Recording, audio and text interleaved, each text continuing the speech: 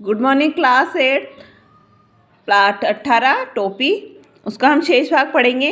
मुंह मांगी मजदूरी पर कौन कौन सूजी तैयार मूजी तैयार ना होता। कच कच उसकी केची चढ़ उठी और चूहे की तरह सरसर सरसर उसकी सुई कपड़े के भीतर होने लगी, बाहर भीतर होने लगी। बड़े मनोयोग से उसने 2 टोपियां सिल दी। खुश होकर दर्जी ने अपनी ओर से एक टोपी पर 5 फुदन भी जड़ दिए।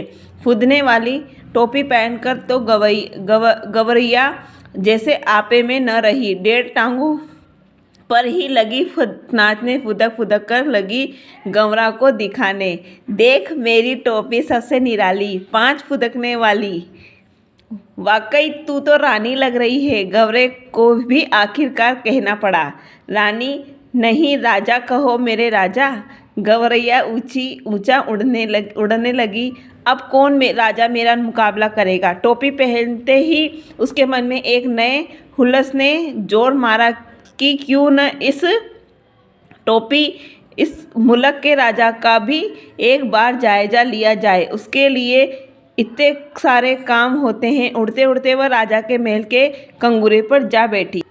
उस वक्त राजा अपने चौबारे पर टहलुओं से खुली धूप में फुलेल की मालिश करवा रहा था। राजा उस वक्त अधनंगा बदन और नंगे सिर का एक टहलुआ सिर पर चंपी कर रहा था, तो दूसरा हाथ पांव की उंगलियां फोड़ रहा था, तो तीसरा पीठ पर मुक्की मार रहा था, तो चौथा पिंडली पर गुद्दी गाड़ रहा था। गवरैया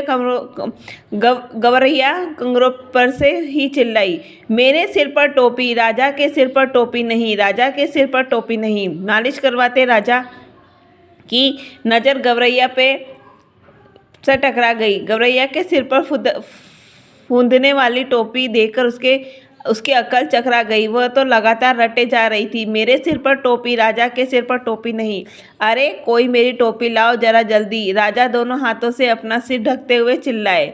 टोपी आ गई, राजा ने झट पहन ली। देख रही फदगुद्दी, मेरी टोपी में 5 फूंदने। गवरैया ने अब दूसरा ही राग अलापना शुरू कर दिया।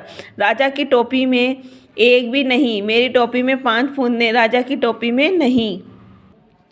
राजा को बेहद हेठी महसूस हुई। वह मुल्क के महाबली राजा के सामने एक चिड़िया का यह मजाल वह बुरी तरह से बिगड़ गया। इस फदगुद्दी की गर्दन मसल दो, पखने नोच लो। सिपाहियों देर न करो, क्षमा करें महाराज। मंत्री ने हाथ जोड़ दिए। मच्छर मारकर हाथ क्यों गंदा करना, अपने आप चली जाएगी। तब राजा